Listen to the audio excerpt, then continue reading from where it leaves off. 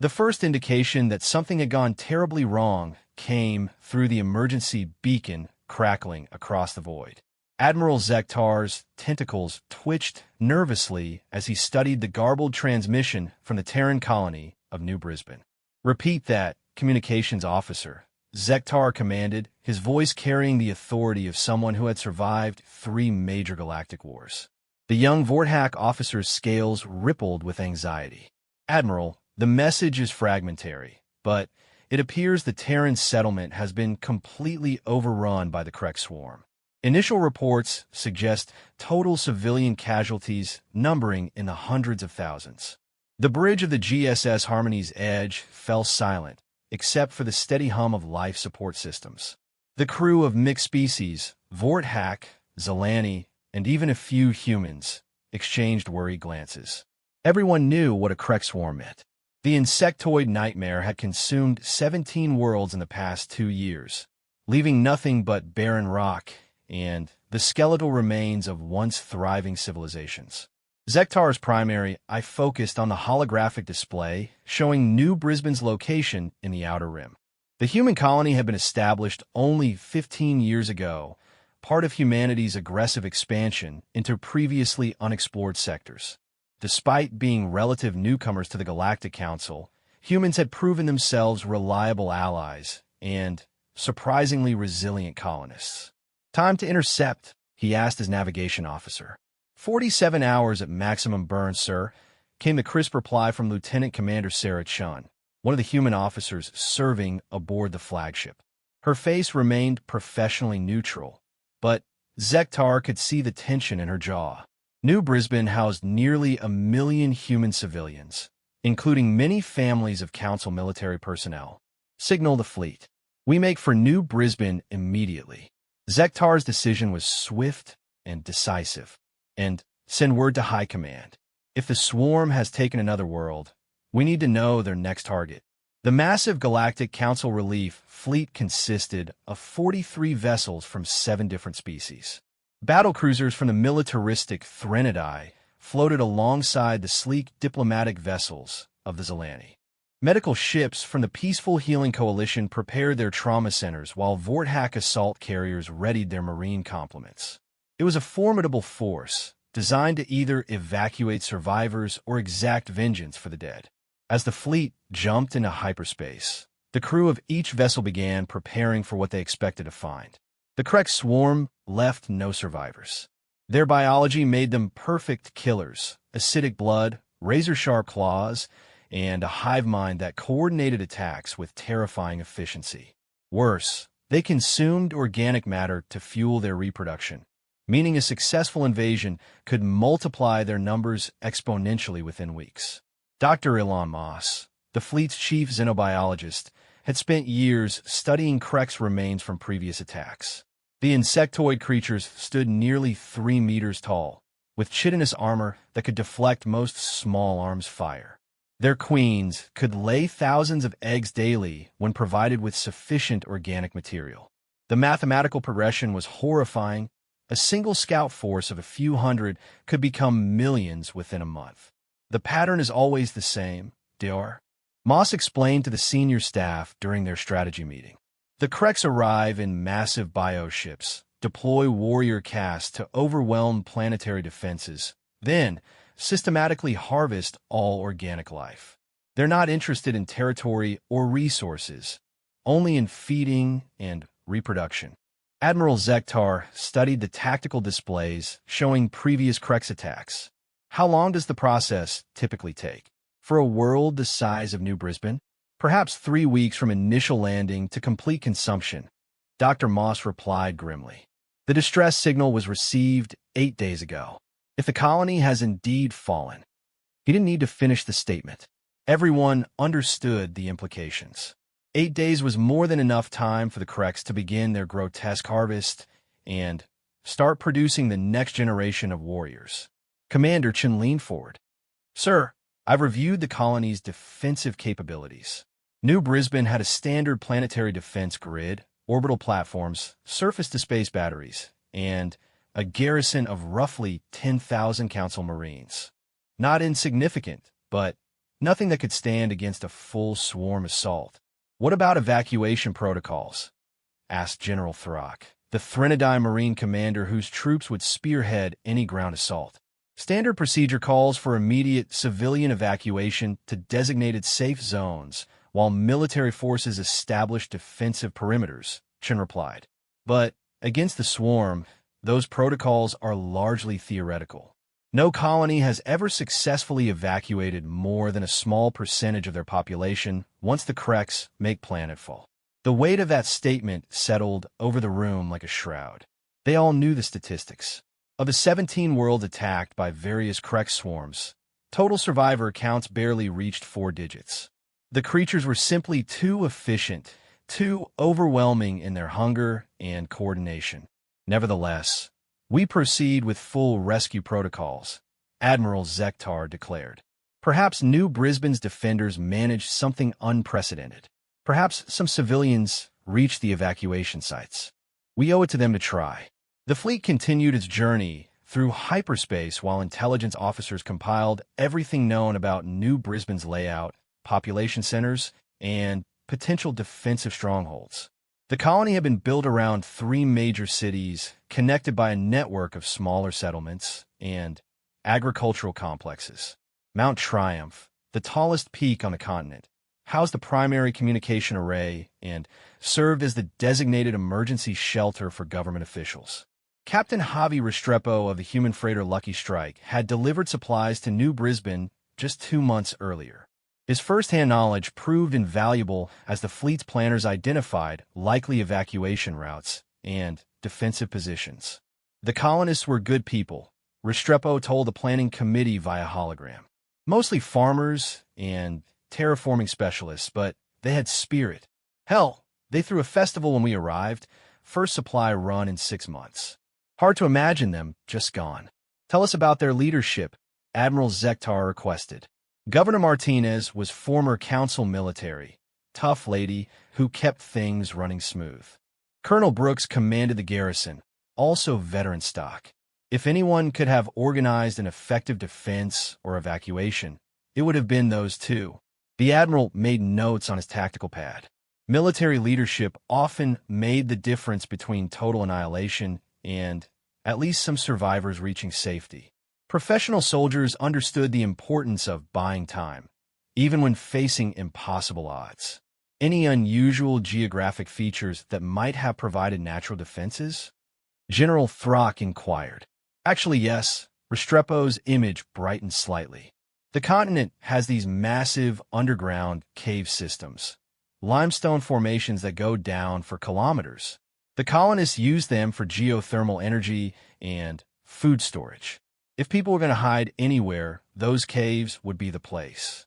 Dr. Moss interjected with concern. "The Kreks are excellent diggers. Their warrior caste can excavate through most rock formations given time." "Yeah, but these weren't just caves," Restrepo continued. "The whole system was partially collapsed from ancient seismic activity. Real maze-like, with narrow passages and dead ends. Locals needed guide markers just to navigate the mapped sections. Might slow down even the swarm." This information sparked the first optimistic discussion the fleet had enjoyed since receiving the distress signal. Natural defensive positions could potentially shelter survivors long enough for rescue operations to succeed. The planning teams immediately began developing search patterns focused on cave system entrances and known geological surveys. As the fleet approached the edge of New Brisbane's system, long-range sensors began painting a picture of devastation. The orbital defense platforms were completely destroyed, their twisted remains creating a debris field around the planet. Several large bioships, the distinctive organic vessels used by the Kreks, could be detected in high orbit, though their power signatures appeared dormant. "Curious," noted Commander Chun as she reviewed the sensor data. "The bioships should be actively feeding if the harvest is ongoing. These readings suggest they've been inactive for several days." Admiral Zektar studied the displays with growing puzzlement. His experience fighting the Kreks told him this pattern was unusual. The creatures typically maintained continuous activity during feeding cycles, with bioships constantly shuttling resources between the surface and their growing hive complexes. Tactical analysis, Mr. Vorik. He ordered his Vorthack intelligence officer. Sir, the bioship positions are consistent with completed planetary assault protocols.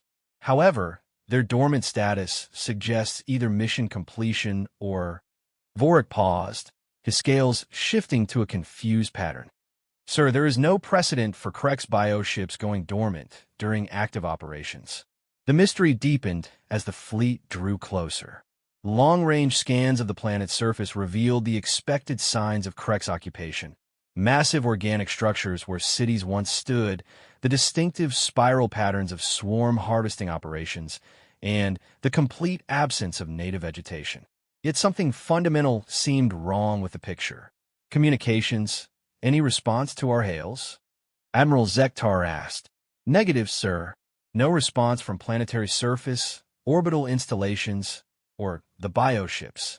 All channels remain open, but we're receiving no transmissions of any kind. The silence was perhaps more unsettling than screams would have been. At least screams would have indicated life of some kind still existed on the surface. This absolute quiet suggested something far worse, or far stranger, than anyone had anticipated. Admiral, Dr. Moss called out from his analysis station. I'm detecting something highly unusual in the atmospheric readings. Specify. The chemical composition shows evidence of recent Krex occupation, elevated nitrogen compounds, organic decay signatures, the standard markers. But, sir, the concentrations are wrong. They're too low for an active harvest, yet too high for a recently abandoned world. Admiral Zektar felt his stomach sink as the implications became clear. The Krex swarm had definitely been here. They had definitely conducted their horrific harvest of organic life. But something had happened to them as well, something that left their bioships dead in orbit and their surface operations abandoned. All ships maintain defensive positions, he ordered. We approach New Brisbane with extreme caution. Whatever happened here, we're walking into a situation with no known precedent. The fleet began its final approach to New Brisbane, every sensor array focused on the silent world below. Somewhere on that planet lay the answer to what had befallen both the human colony and their Krex destroyers. And Admiral Zektar had the growing certainty that whatever they found would change everything they thought they knew about humanity's place in the galaxy. The first reconnaissance shuttles launched from the fleet at dawn, New Brisbane time. Admiral Zektar personally led the initial survey team aboard the Swift Current, a heavily armed Vorthack scout vessel equipped with the most advanced sensors in the fleet. As they descended through the atmosphere, the scope of devastation became increasingly clear. Where the capital city of New Darwin once sprawled across the coastal plains, only twisted organic spires remained, the characteristic architecture of Krex hive complexes. The structures rose like diseased trees from the scarred earth, their surfaces glistening with the acidic secretions that marked active swarm occupation. Biosignatures are confusing, reported Lieutenant Kesha, the Vorthack sensor operator. Her scales rippled with uncertainty as she studied her displays. I'm detecting massive quantities of organic matter, but the readings are inconsistent with standard Krex harvesting patterns. Commander Chun moved closer to examine the data. What kind of inconsistencies? The biomass distribution is wrong. In previous attacks, we've observed highly organized sorting, living tissue separated from processed materials, with clear distinctions between Krex biology and consumed populations. This shows. She paused, recalibrating her instruments. This shows everything mixed together. Krex and human biological signatures intermingled in ways that make no sense. Admiral Zektar ordered a closer pass over the main hive complex. The twisted spires that should have been bustling with warrior castes and worker drones stood silent as monuments. No movement could be detected anywhere in the structure, despite readings that suggested massive amounts of organic material remained within. Take us to the secondary settlement, he commanded. Harper's Rest was 40 kilometers inland. Smaller target, might show different patterns. The shuttle banked toward the agricultural region where Harper's Rest had supported nearly 50,000 colonists. As they approached, Commander Chen suddenly gripped her restraints. "Admiral, look at the crater pattern." Below them, the landscape was pockmarked with perfectly circular depressions, each roughly 50 meters in diameter and scorched black at the edges. The craters formed concentric rings around what had once been the town center, creating an almost artistic pattern across the farmland. "Those aren't impact craters," observed Dr. Moss, who had insisted on joining the reconnaissance mission. "The blast patterns are too uniform, too precisely placed, and the thermal signatures indicate incredible heat, enough to vitrify soil and stone." "Weapons fire?" suggested General Throck. "Not from any weapon system I recognize," Chen replied grimly. "The energy requirements would be enormous, and the precision suggests targeting systems beyond current Council technology." They circle Harper's Rest 3 times, documenting the strange crater field and the complete absence of any correct structures. Unlike New Darwin, this site showed no signs of hive construction at all. The swarm had clearly been here. Scattered chitinous remains could be seen throughout the blast zones, but something had prevented them from establishing their typical organic complexes. Setting down at the original landing site, Admiral Zektar announced, "Full environmental suits, maximum caution protocols." The shuttle touched down in what had been Harper's Rest Central Market Square. The landing zone was clear of debris. Those scorch marks on the surrounding buildings told a story of fierce fighting. The team disembarked with weapons ready, each member equipped with motion sensors and biological threat detectors. The silence was absolute. Even on dead worlds, there were usually sounds, whined through ruins, settling debris, the occasional call of surviving wildlife. Here, nothing moved except the reconnaissance team itself. "Bioscanners show massive organic residue throughout the area," reported Dr. Moss as he took readings. "Both human and correct signatures, but, sir, the decay patterns are all wrong." "Explain." "Standard decomposition should have progressed much further after 8 days. These readings suggest the biological material is somehow preserved, or the deaths occurred much more recently than the timeline indicates." Commander Chun examined a nearby building that had been partially dissolved by Krek's acid weapons. The damage patterns were consistent with initial swarm assault tactics, door and window frames eaten through to allow warrior cast entry, walls weakened to collapse potential defensive positions. "They made it inside," she observed. "Standard Krek's breach patterns. But look at this." She pointed to a section of the dissolved wall where the acid had stopped midway through its work. The edges of the damage showed none of the continued expansion typical of Krek's biological weapons. Instead, the acid appeared to have simply stopped functioning, leaving the building partially, but not completely compromised. "It's like someone turned off a switch," General Throck noted, running his scanner over the incomplete damage. The team moved deeper into the settlement, documenting similar patterns throughout. Evidence of Krek's assault was everywhere. Acid burns, claw marks, the distinctive oval holes left by swarm bioweapons. Yet every single sign of attack appeared frozen at the moment of interruption, as if the creatures had simply vanished mid-battle. "Admiral," Lieutenant Kesha's voice crackled through their communications. "I'm detecting artificial structures beneath the crater field." The explosions appear to have revealed underground constructions. They moved toward the largest crater, where twisted metal beams protruded from the vitrified soil. As they approached the edge, Dr. Moss's bioscanners began registering increasingly complex readings. "Enormous biological signatures below," he reported. "But, sir, these aren't matching any known profiles.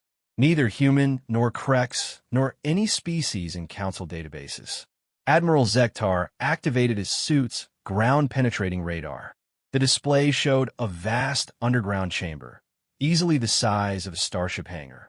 Within the space, his instruments detected massive organic structures arranged in patterns that suggested intentional construction rather than natural growth. "We need to get down there," he decided. "Sir," with respect, That could be extremely dangerous, General Throck protested. Unknown biologics, possible unstable construction, and we still don't know what happened to the Krex. Which is exactly why we need answers, the Admiral replied. Commander Chun, can your people rig descent equipment? Already on it, sir. 20 minutes later, the team was rappelling into the underground chamber through the largest crater opening. Emergency lighting revealed a space that defied easy categorization. Part constructed facility, part organic growth, part something else entirely. The walls appeared to be living stone, smooth and warm to the touch, with patterns of bioluminescent veins providing gentle illumination. The architecture was clearly artificial, yet somehow grown rather than built. Most striking were the massive cylindrical structures that dominated the chamber. Dozens of them, each roughly 10 meters tall and sealed at both ends. Admiral Dar. Moss's voice was tight with excitement and fear. These biosignatures, they're human. The team approached the nearest cylinder. The surface was translucent enough to reveal the shape within, a human figure, apparently preserved in some kind of stasis fluid. But as they examined more cylinders, the pattern became clear. They're all here, Commander Chen whispered. Every single colonist from Harper's Rest.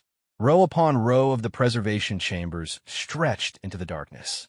Men, women, children, an entire community suspended in perfect stasis.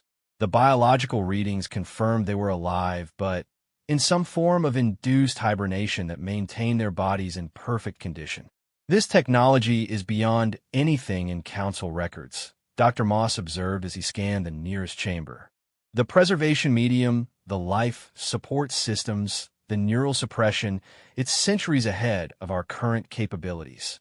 General Throck was examining the chamber's construction details. These weren't built recently. The integration with the rock formations suggests months of work, maybe longer. Someone was preparing for the Krex attack. But who? Admiral Zektar studied the mysterious facility. And how did they know the swarm was coming? Commander Chun had moved to a central control station grown seamlessly into the chamber's organic walls. The interface was unlike any technology she recognized, yet somehow intuitive in its design. As she approached, symbols began glowing across its surface. It's responding to my presence, she reported. The system appears to be active and monitoring. Can you access any records? Attempting to interface now. Chun placed her hand on what seemed to be a biometric scanner. Immediately, holographic displays filled the air around the control station, showing complex data streams in multiple languages, including perfect English. My God, she breathed as the information became clear. It's all here. Complete records of the swarm attack, the evacuation, everything. The holographic display shifted to show a three-dimensional representation of Harper's Rest as it existed before the attack. The underground facility was already complete, connected to the surface by hidden access tunnels. As they watched, the simulation began playing out the events of 8 days ago. Krex bioships appeared in orbit, deploying their assault forces exactly as intelligence predictions suggested. The surface population began immediate evacuation through concealed entrances while automated defense systems engaged the attacking swarm. But these weren't standard Council weapons. The crater field above made perfect sense now. Precision energy weapons had emerged from hidden positions throughout the settlement, targeting Krex warriors with devastating efficiency. The weapons appear to be of completely unknown design, firing coherent energy beams that vaporized anything they touched. Look at the timing, Dr. Moss noted as the simulation continued. The entire evacuation was completed in under 4 hours. That's impossible with standard Council protocols. Not impossible if you've been planning it for months, Admiral Zektar replied grimly. Someone knew this attack was coming and prepared accordingly. The simulation showed the final phase of the battle. With the population safely evacuated underground, the mysterious defense systems systematically eliminated every Krex warrior in the settlement. The precision was surgical. Not a single building received unnecessary damage. Not a single defender was lost. But this was just one settlement, Commander Chen observed. What about the rest of the planet? What about New Darwin? As if responding to her question, the holographic display expanded to show the entire planet. Similar facilities existed beneath every major population center, each connected by a vast underground network. The scope of construction was staggering, an entire shadow civilization built beneath the surface of New Brisbane. How long would this have taken to build? General Throck asked. Dr. Moss was studying the construction details revealed in the holographs. Years, maybe decades. This isn't emergency construction. It's a long-term project that required enormous resources and planning. Admiral Zektar felt pieces of a larger puzzle beginning to fall into place. Commander Chun, see if you can access communication records. I want to know if they made contact with the other facilities. Chun worked at the control interface, her movements becoming more confident as she learned the system's responses. New displays appeared, showing communication logs between all the underground facilities. The coordination between sites had been perfect: simultaneous evacuations, synchronized defensive operations, complete tactical integration across the entire planet. Sir, there's something else, Chin said quietly.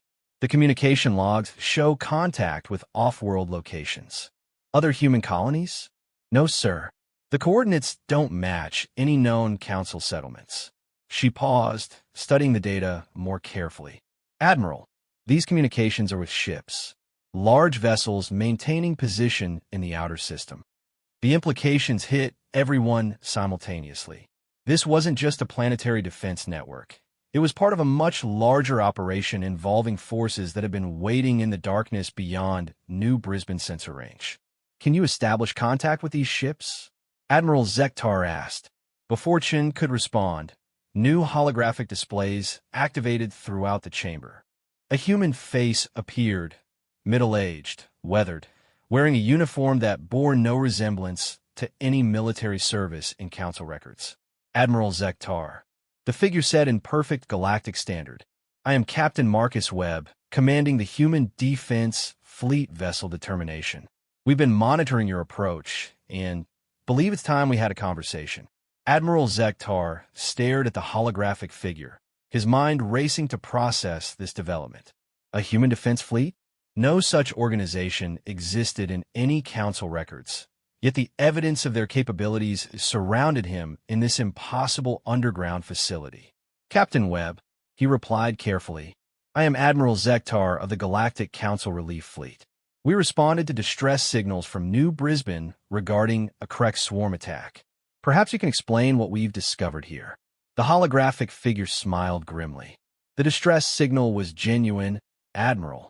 The Kreks did attack this world with a full swarm force.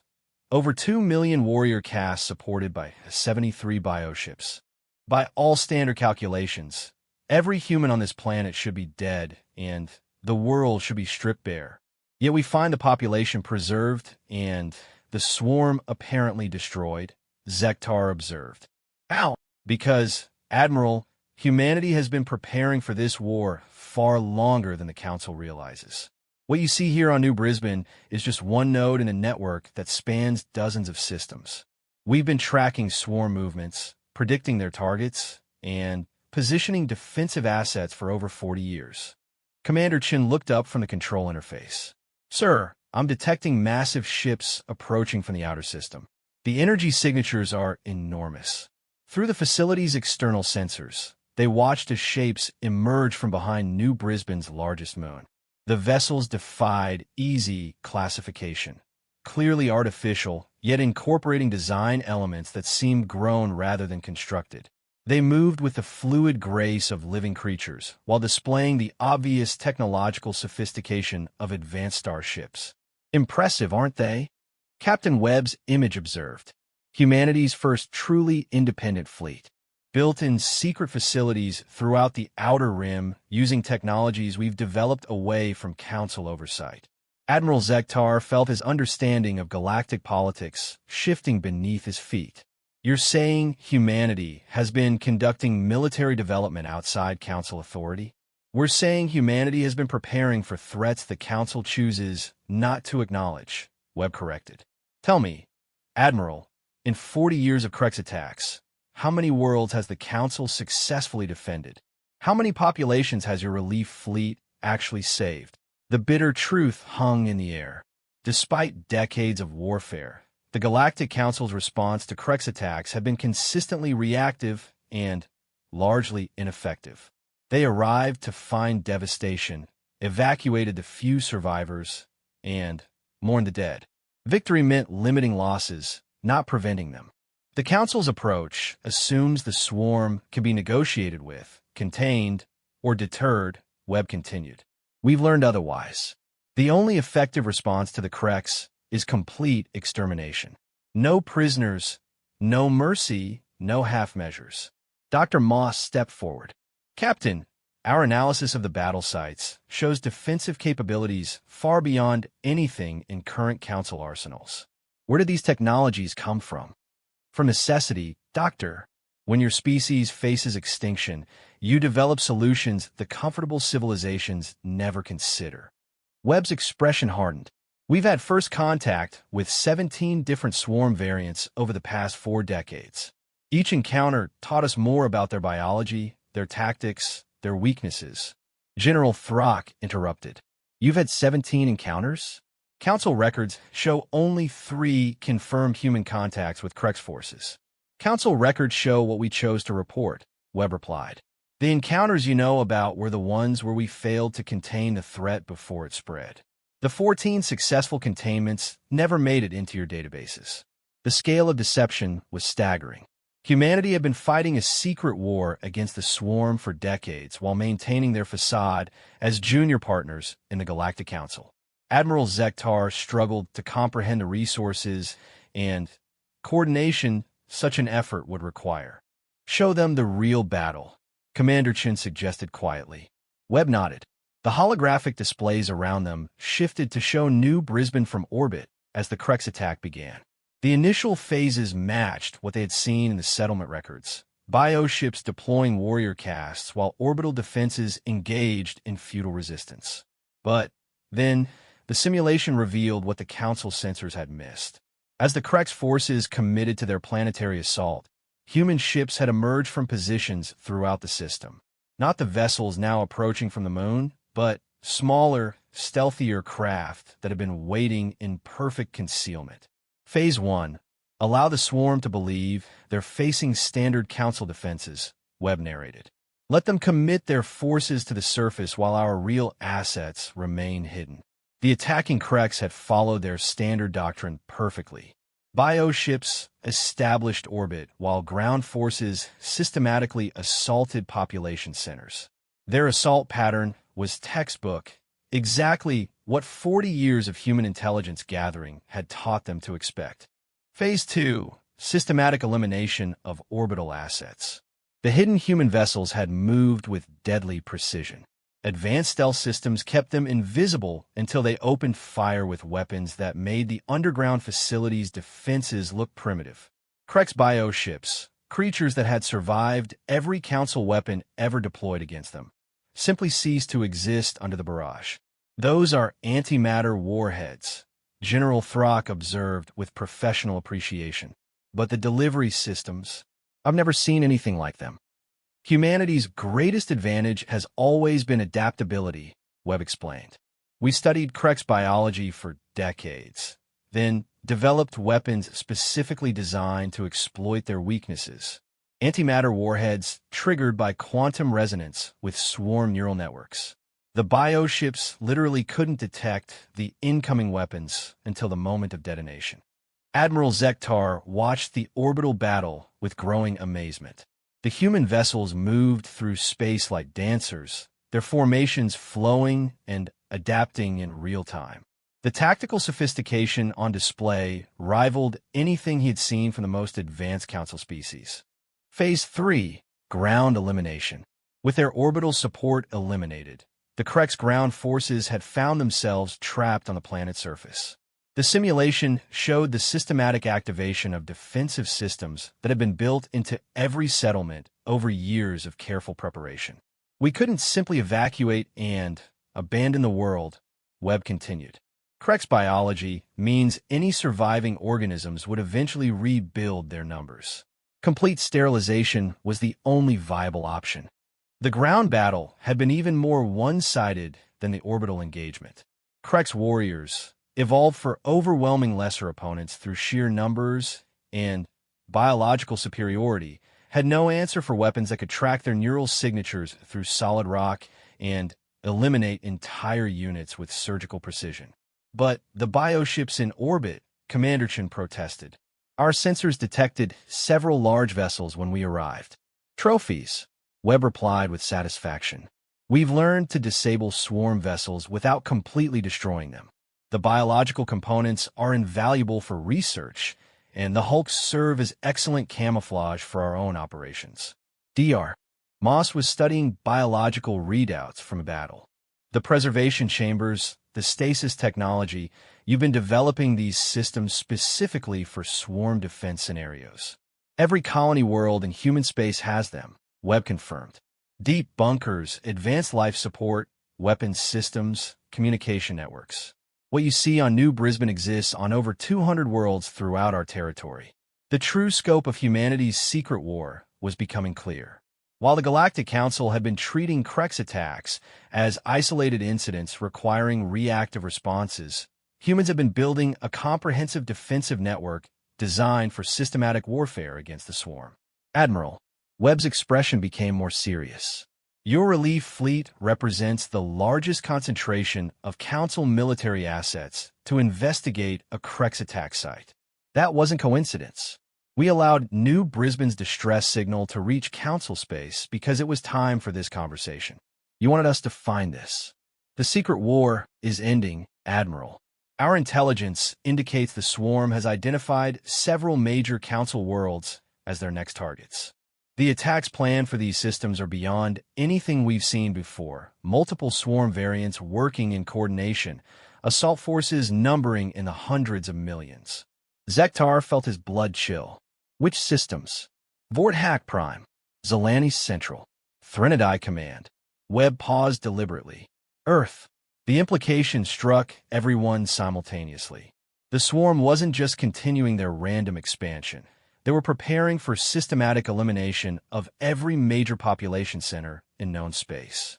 But you can stop them, General Throck said. It wasn't a question. We could try, Webb replied. But not alone, and not in secret anymore. The scale of what's coming requires full Council military cooperation and access to resources we can't provide independently. Admiral Zektar understood the position humanity was offering. 40 years of secret development had given them capabilities the Council desperately needed, but the coming war would require coordination between species that had never truly trusted each other. What are you proposing, Captain? Full disclosure, we share our technology, our intelligence, our strategic capabilities. In return, the Council provides the industrial capacity and military personnel needed to implement planetary defense networks throughout known space. Webb's image leaned forward. We have 18 months before the coordinated swarm attacks begin. That's barely enough time to prepare, even with complete cooperation. Commander Chun had been quietly accessing the facility's databases during the conversation. Sir, the technological specifications alone would revolutionize Council defense capabilities. Weapons, systems, stealth technology, defensive networks, it would change everything. At what cost? Dr. Moss asked suspiciously. What does humanity want in exchange for sharing decades of secret development? Webb's smile was enigmatic. Survival, Doctor. Simple survival. The coming swarm offensive will either be defeated through complete cooperation or will end all spacefaring civilization in this galaxy. Humanity has no interest in ruling over radioactive ruins. Admiral Zektar studied the evidence surrounding him.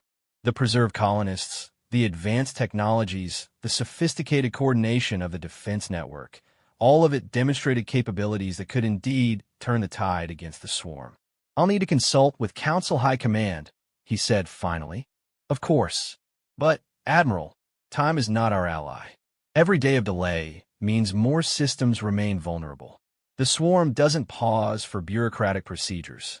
The holographic display shifted to show star charts marking known and projected swarm positions throughout the galaxy.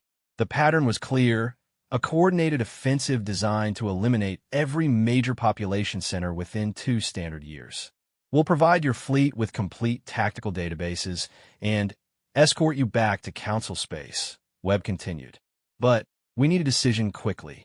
The infrastructure requirements alone will strain every industrial facility in known space. As Admiral Zektar prepared to return to his fleet, he realized that everything had changed. The humans they had known as junior partners in the Galactic Council were revealed as something far different, a species that had been quietly preparing for a war the rest of the galaxy had barely acknowledged. The relief fleet had come to New Brisbane expecting to find devastation and mourn the dead. Instead, they had discovered that humanity had been fighting for their lives in the darkness for 40 years, developing capabilities that might be the only hope for universal survival. Looking at the preserved colonists sleeping peacefully in their chambers, Admiral Zektar understood that the age of reactive defense was ending. The galaxy was about to enter a war unlike anything in recorded history, and humanity had just revealed they had been preparing for it all along. The question now was whether the rest of the galaxy could adapt quickly enough to survive what was coming.